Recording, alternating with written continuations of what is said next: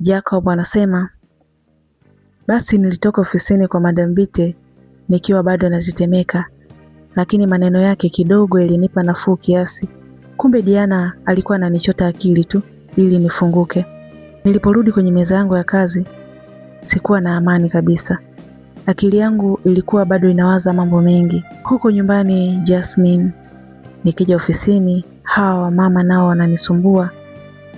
Baada ya kama nusu saa hivi, nilisikia kelele zikitokea upande wa corridor inayoelekea ofisini kwa Diana. Sauti ya Madam Bite ilisikika vizuri sana. Ilikuwa yenye hasira akisema, Diana, una mambo ya kijinga sana wewe mwanamke. Unajifanya mpelelezo wa maisha ya watu. Tangu lini hapa ofisini? Wafanyakazi wote walisimamisha kazi. Kila mtu alinyoosha shingo kushuhudia sinema ya bure. Nilitoka nikitamani ardhi ipasuke nizame. Wallahi nilitegemea labda ataenda kuzungumza naye taratibu, lakini haikuwa hivyo. Diana naye hakuwa mnyonge, akawa anajibu, Madam, mbona unakuja juu? Mimi nimesema ukweli wangu. Kwani kuna siri hapa? Bite akadakia, ukweli gani wewe? Ukweli gani wewe mbea unaojua? Unatumia vyeo na vizawadi vya kijinga, mashuka, boxer, kuhonga vijana wadogo wa kutongoze? Haya, baada ya kuona umekataliwa upumbavu wako, sasa umeanza kumzushia maneno ya uongo. Unataka nikupeleke kwenye bodi ya nidhamu leo? Ofisi nzima iliguna. Siri ilikuwa nje. Lakini kwa namna ambavyo madam aliongea, watu hawakujua haswa ni nani anaongelewa hapo. Japo kuna wengine walihisi tu moja kwa moja kwamba ni mimi. Diana alibaki ametoa macho kwa aibu, akijua fika mchezo wake wa kumtega Jacob umefeli na umemgeuka. Jioni ilifika, nikawahi kurudi nyumbani na nilikuwa na hofu jinsi nitakavyomkabili Jasmine, maana baada ya yeye kutupa zile zawadi chini usiku, alikuwa bado amenuna. Na mimi wala sikumuongelesha chochote. Nilipoingia ndani nilimkuta Jasmine amekaa sebreni. Akaniambia, Jacob, nataka tuongee. Nikamwambia sema. Jacob, samahani. Jana nilipanic, lakini leo nimetulia. Nisamehe kama na kuingilia sana kwenye mambo yako. Nilimfuata alipokaa nikamshika mkono. Nikamwambia Jasmine, nakubali nilikukosea mwanzo. Lakini leo ofisini kumewaka moto. Madam Bite amemlipua Diana mbele ya kila mtu kwa sababu ya zile kadi pamoja na yale mashuka yake. Mimi sina kitu chochote kinachoendelea na Diana. Nilimkatalia kata. Jasmine akasema, sawa, umemkatalia Diana. Lakini vipi kuhusu Madam Bite? Jacob, unajua kweli kama haya mambo yataendelea, mume wake Madam Bite akijua, itakuwa ni hatari kubwa sana kwako. Basi muda huo kabla sijamjibu, simu yangu ilianza kuwaka. Jina lilisomeka Madam Bite. Jasmine alitazama simu kisha kanitazama mimi. Moyo wangu ulianza kudunda. Nimeanza kumwogopa Jasmine sasa. Yaani kama vile ni mke wangu. Nilijikuta natetemeka. Nikajiuliza, huyu Jasmine nimempa mamlaka gani hadi nianze kumwogopa kama vile mke wangu wa ndoa? Basi nikaona nipokee tu, maana niliyoyaacha huko ofisini sio poa. Madam Bite akaniuliza, vipi? Umeshafika nyumbani? Naomba unisikilize kwa makini. Nikamwambia ndiyo madam, nishafika. Kuna nini tena? Akasema Diana amenisababishia matatizo makubwa.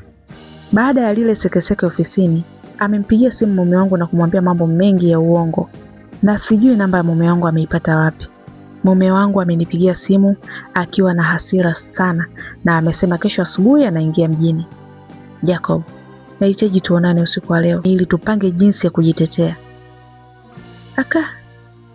Nikamwambia madam, mimi naona hakuna haja ya sisi kuonana faragha. Sisi hatuna mahusiano yoyote zaidi ya kazi. Kama mume wako anakuja, mwambie ukweli kuwa Diana alikuwa ananifanyia fujo baada ya mimi kukataa zawadi zake, na wewe kama bosi ukaingilia kati. Hakuna siri hapa. Nikakata simu. Mapigo ya moyo yakawa yanaenda mbio. Jasmine akanambia, umeona sasa? Unafikiri huyo mwanaume akija atakuacha salama kweli? Nikaona huyu naye anazidi kunitisha. Nikaamua kuingia zangu chumbani. Nikiwa nimejilaza kitandani, nilisikia mlango wa chumba changu ukifunguliwa. Alikuwa ni Jasmine. Naye alijitupa kitandani kwangu, akanikumbatia kwa nguvu na hisia kali zikaja. Jacob, ninaogopa usije ukaniache peke yangu. Nilikasirika sana kwa sababu nakupenda, sitaki upotee. Mwili wangu ulikufa ganzi. Tukaanza kubusiana kwa hisia kali. Tukazama tena kwenye ule mchezo wetu wa siri. Baada ya kumaliza, tukiwa na pumzi za juu juu, mara mlango ukagongwa. Tulishtuka. Jesse akauliza atakuwa nani? Kabla sijamjibu, simu yangu ilianza kuita. Jina lilikuwa ni Madam B. Nikapokea haraka. Hello madam. Madam akasema, Jacob, niko nje ya geti lako. Nifungulie haraka sana kabla watu wajaanza kunichora huko nje. Sauti ya Madam B ilisikika kwa mtetemeko. Moyo wangu ulidunda kwa nguvu sana. Nilimgeukia Jasmine na kumwambia, ni Madam B amekuja. Yuko nje. Nilimwona Jas ameanza kubadilika. Mood yote kamuisha. Nikaona nimpoze. Jas, sikiliza. Sikumwambia aje hapa. Niliongea huku navaa nguo zangu haraka haraka. Amesema mume wake amerudi. Na ana hasira sana. Naona labda ameshindwa kukaa nyumbani. Tulia hapa ndani Jas, usitoke. Nilitoka chumbani kwangu nikikimbia kuelekea sebuleni na kufungua mlango. Nikafungua kwa tahadhari sana, nikiwaza isije kuwa ndo amekuja na mume wake. Lakini nilipofungua alikuwa ni Madam B peke yake. Amevaa nguo za kawaida kabisa za nyumbani, akionekana na mawazo na hofu tele machoni mwake. Hakusubiri hata nimkaribishe. Alikimbia na kuingia sebuleni kwangu moja kwa moja. Nilimfuata kwa nyuma. Madam, unafanya nini usiku huu? Nilimuuliza nikiwa nimesimama mbali kidogo. Jacob, kama nilivyokuambia, nyumbani mambo yameharibika. Mume wangu hakusubiri asubuhi kama alivyosema. Aliwasili nyumbani usiku huu akiwa na hasira kama chui. Diana sio mtu mzuri. Mume wangu amenifukuza ndani. Nikaona sina pa kwenda usiku huu zaidi ya kuja kwako Jacob. Jasmine alitoka akiwa amefunga mtandio tu kifuani. Macho yake yakiwa yamekodoka kwa hasira za wazi. Akasema, kwa hiyo umekuja hapa. Wewe mwanamke una akili kweli? Una mume wako na familia yako. Mambo yenu ya ofisini unakimbilia kwa Jacob. Tena usiku wa manane. Unataka Jacob auawe? Madam B alishtuka kumwona Jasmine. Alinitazama mimi kisha akamtazama Jasmine. Jacob, huyu ndiye Jasmine uliyeniambia ni ndugu yako? Mbona anaongea na mimi kwa adabu hii? Na kwa nini amevaa kimtandio tu usiku huu na anatoka hadi sebuleni? Hapo ndipo nilipojua siri zangu mbili zote za maisha yangu zimekutana uso kwa uso. Pressure ilikuwa juu sana. Sikuwa na jibu la kumpa Madam B mbele ya Jasmine ambaye alikuwa tayari kwa vita. Madam B alikaza macho yake akinikagua mimi na Jasmine.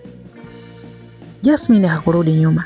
Alizidi kusogea mbele zaidi, huku akivuta kile kijimtandio chake kifuani.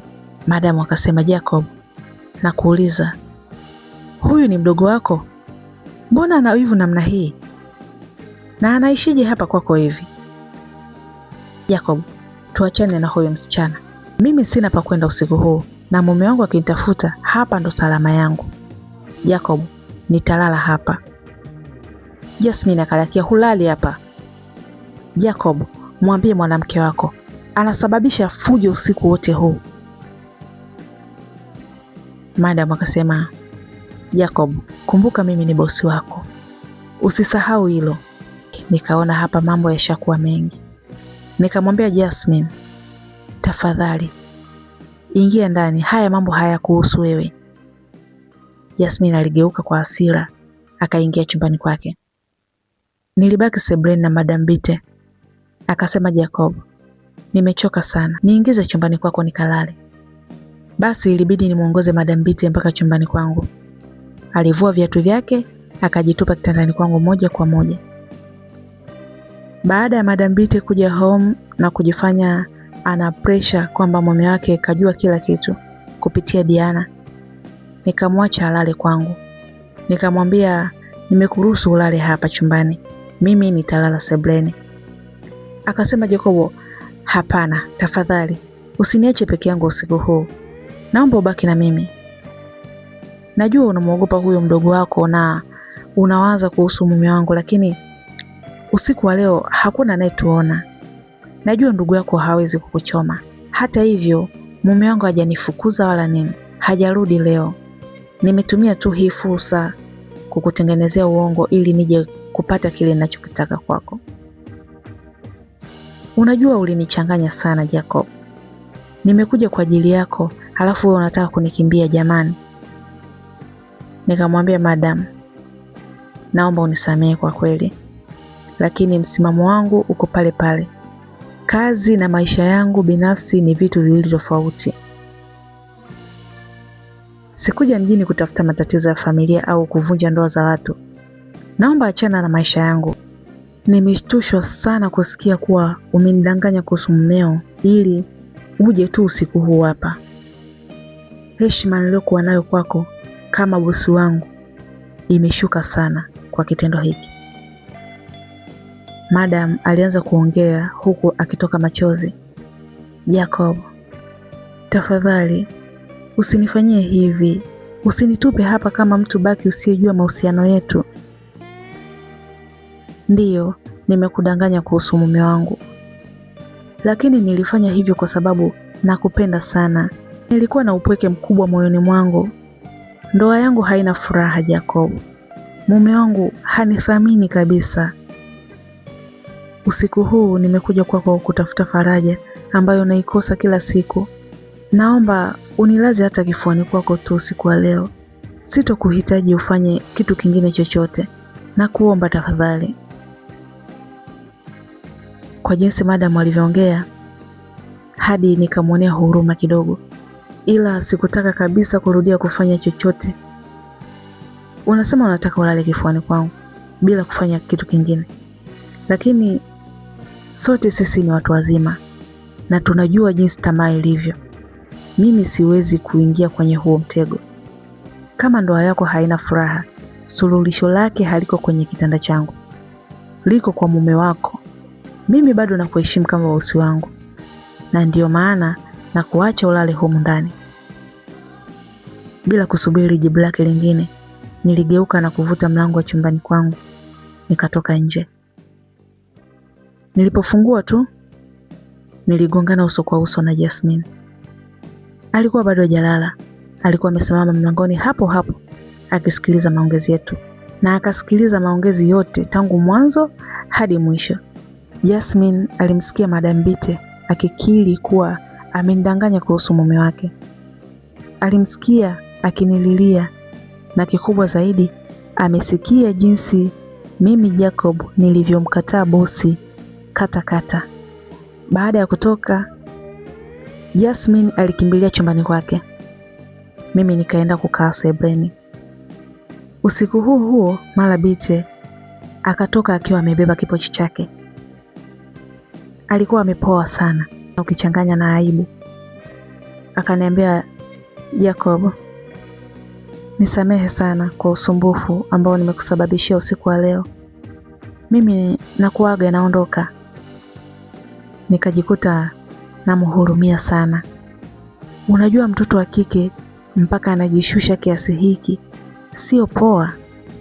Ukiangalia ni mwanamke wa viwango vya juu, sio kwamba mwanamke tu ili mradi. Nikamwambia Madam, sitaki uondoke hapa kwa maumivu ya kuhisi nimekukatili. Sikutaki uondoke usiku huu hapa kwa unyonge. Na kwa sababu umekuja kutafuta faraja kwangu, nitakupa kile unachotaka usiku wa leo. Lakini nataka uelewe jambo moja. Hii ndio itakuwa mara yangu ya kwanza na ya mwisho kwetu kufanya hivi. Kitu cha ajabu Madam, Akasema, hapana Jacob,